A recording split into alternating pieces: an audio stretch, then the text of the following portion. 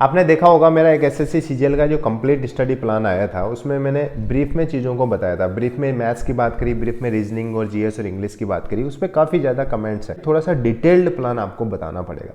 इस वीडियो में लेके आया हूँ। इससे पहले मैंने मैथ्स का वीडियो बनाया था जिसमें डिटेल्ड प्लान बताया है मैंने कि कैसे आप मैथ्स पढ़ सकते हैं। आपने वो अगर नहीं देखा है तो जाके देखें।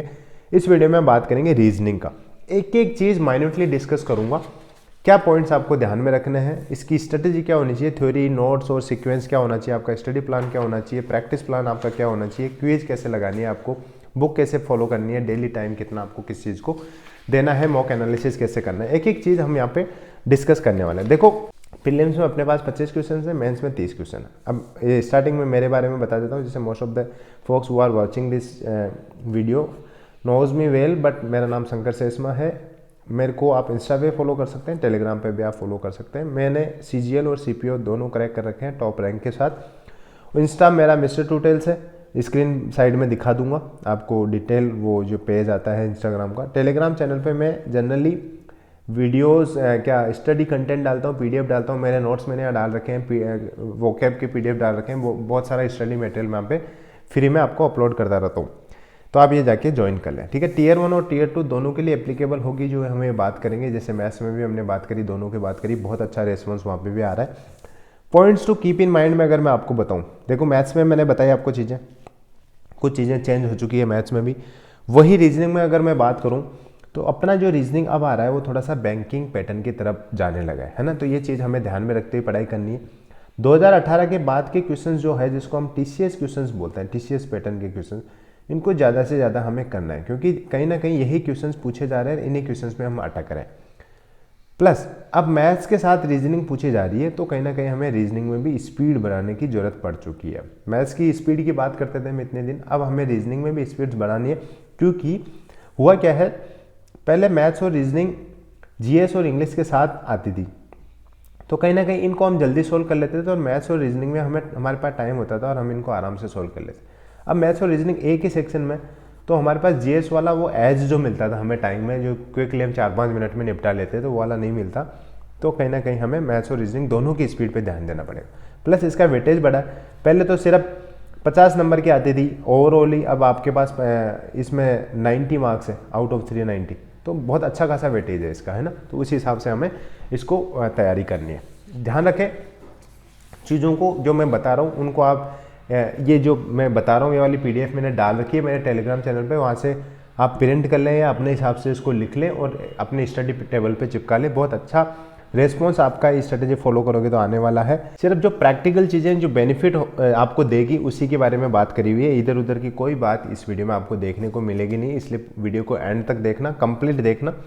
देखो शुरू करते हैं। स्टार्टिंग में आपको क्या करना है, जैसे मैथ्स में मैंने बताया था आपको थ्योरी कैसे पढ़नी है। मैथ्स में आपको यूट्यूब से भी कर सकते हैं, कोचिंग से भी कर सकते हैं। सिमिलरली आप कोचिंग या यूट्यूब की मदद लेके रीजनिंग की थ्योरी पढ़ सकते हैं, बट रीजनिंग में थ्योरी का इतना बड़ा रोल नहीं होता है जितना मैथ्स में होता है। रीजनिंग में आपको एक बार सारे टॉपिक्स के वीडियो देख लेना है, लेकिन नोट्स सिर्फ उन्हीं टॉपिक्स के बनाने हैं आपको जो हार्ड है।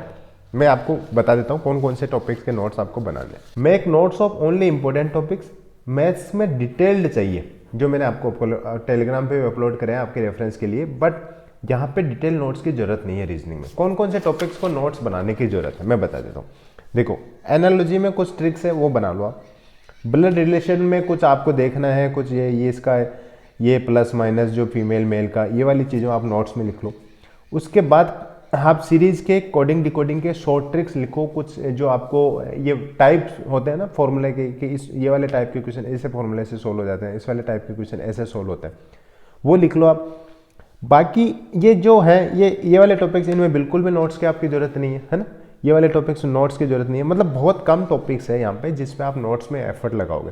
जितना आप नोट्स में एफर्ट पुट करोगे उससे ज़्यादा मैं एनकरेज करूँगा कि उतना ही टाइम आप प्रैक्टिस में दें, क्योंकि रीजनिंग में कुछ फिक्स तो है नहीं कि आप ये एक टाइप है इस मैथ्स की तरह कि इतना इतना सिंपल इंटरेस्ट के लिए, कंपाउंड इंटरेस्ट के लिए इतना इतना डेटा दे दिया, इस हिसाब से हम ये निकाल सकते हैं। ये नहीं है, इसमें जितना आप प्रैक्टिस करोगे उतने क्वेश्चंस आपके लिए इजी होते जाएंगे। तो नोट्स के लिए इतना एफर्ट यहाँ पे पुट नहीं करना है। पढ़ना कैसे है, सीक्वेंस क्या होना चाहिए आपका पढ़ने का, इसके लिए आपको हार्ड टॉपिक पहले उठाना है। जो जो टिक मार्क है ना, आप ये देख लो, ये मैं मानता हूँ कि हार्ड टॉपिक है। जो रीजनिंग में हार्ड नहीं है, किसी को ईजी लग सकते हैं, बट मेरे को हार्ड लगते थे। और कहीं ना कहीं जो मेरे को लग रहा था तो वो जनरल एक टेंडेंसी होती है, सबको हार्ड लगते हैं। और ये होते हैं ईजी टॉपिक जिनमें कुछ नहीं है, पेपर काटना है, कंप्लीशन ऑफ फिगर्स है, इमीडिएट फिगर्स है। ये जो थोड़े से ना ये वाला टॉपिक तो रिपीट है, ये थोड़े इजी टॉपिक है। तो जो जो आपको इजी टॉपिक लग रहे हैं उनको आपको बाद में पढ़ना है, जो हार्ड लग रहे हैं उनको स्टार्टिंग में आपको पढ़ लेना है, ठीक है।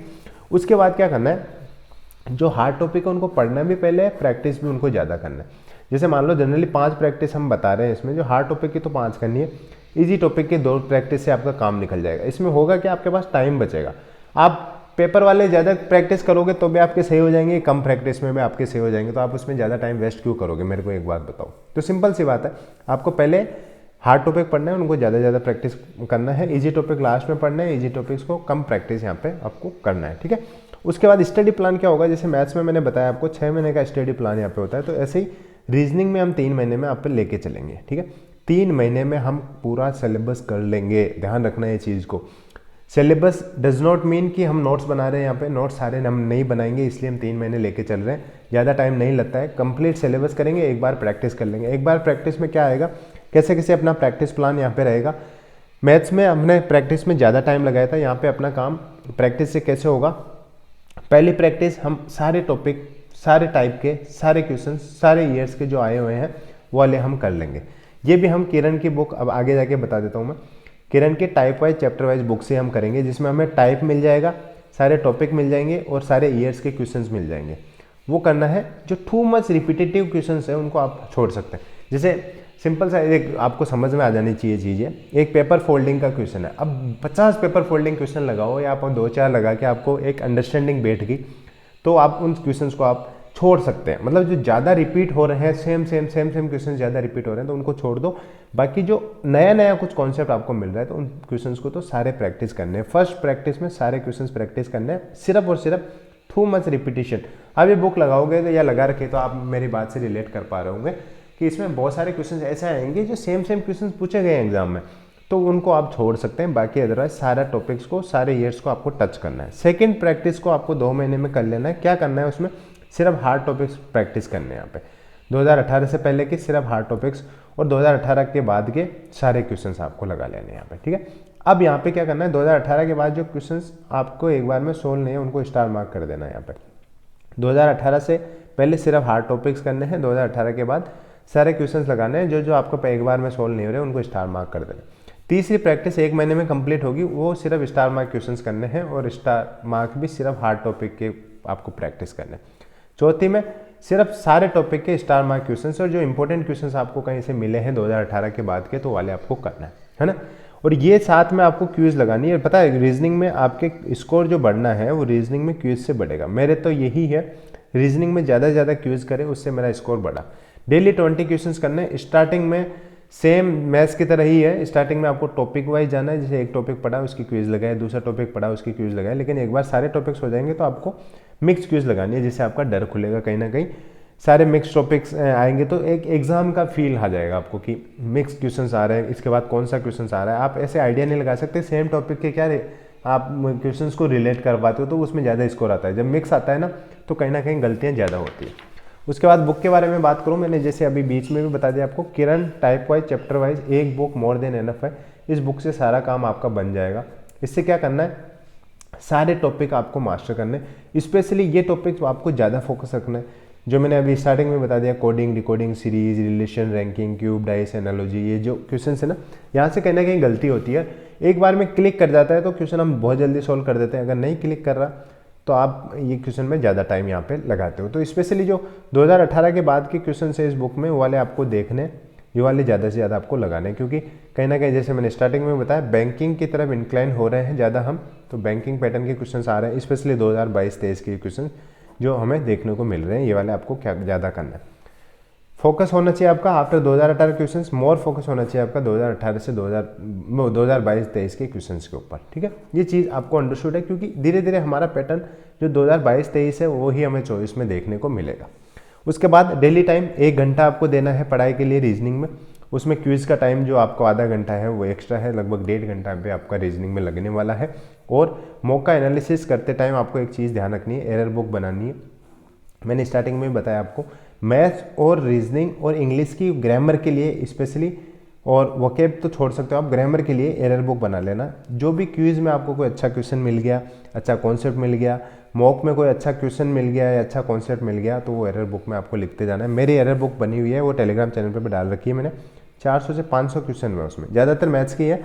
वो जो क्वेश्चंस मेरे से नॉलेज की वजह से या किसी कॉन्सेप्ट की वजह से गलत हो रहा है, एक तो होता है सिली मिस्टेक कि आपने 9 × 5 44 लिख के कैलकुलेशन कर ली, तो ये तो होता है सिली मिस्टेक, इनको नहीं लिखना है। जो कॉन्सेप्ट के बेस नॉलेज के आधार पे आपके गलत हो रहे हैं, वो वाले क्वेश्चंस आपको एरर बुक में लिखते जाना है। लास्ट के दिनों में यही आपको ज़्यादा से ज़्यादा रिवाइज करनी होती है। लास्ट के 15 दिन जो बचे हैं उनमें ये क्वेश्चंस आपको ज़्यादा लगाने होते हैं, क्योंकि इन्हीं में कहीं ना कहीं चांस होते हैं वापस एरर करने के। और ये एरर बुक में कॉन्सेप्ट और शॉर्ट ट्रिक्स आपको लिख के रखना है अगर कोई मिलती है तो, है ना। इतना ही है इस वीडियो में। और आपको डिटेल स्ट्रेटेजी देखनी है तो वो वाले देख लें, हो सकता है देख ही लिया हो, क्योंकि आपने काफ़ी बच्चों ने वो देख रखी है। मैथ्स की अगर आपने नहीं देखी है तो वो भी देखें जाके, वो भी अच्छा रिस्पॉन्स है, उस पर भी बहुत अच्छे से मैंने बताया है मैथ्स के बारे में, तो आप वो भी जाके देखें। हम 4600 ग्रेड पे की जॉब टारगेट कर रहे हैं, 4600 ग्रेड पे की जॉब टारगेट कर रहे हैं। तो इस वीडियो के कमेंट बॉक्स में जाके लिखना है आपको, I will crack this exam, I will crack this exam and make my parents proud, and make my parents proud. देखो अल्टीमेटली जो आपके पेरेंट्स ही है ना, वही आपके लिए एक, मतलब मैं अपने एक्सपीरियंस से बता देता हूँ, पेरेंट्स सबसे ज़्यादा आपकी सफलता के मतलब राह वो देख रहे, राह ऐसे मान लो। और तो हो सकता है पड़ोसी बाकी रिश्तेदार इतने खुश ना हो जितनी खुशी आपको पेरेंट्स को मिलने वाली है। तो only thing we are going to make is our parents proud. ज़्यादा से ज़्यादा मेहनत करनी है आपको, और इस एग्ज़ाम को इस बार 4600 ग्रेड पे की जॉब ले के रहनी है। 2024 हमारा टारगेट है। डू कमेंट एंड आप इस वीडियो को भी अपने दोस्त, अपने फैमिली मेम्बर के साथ शेयर करें। This is all in this video guys. Thank you, thanks for watching.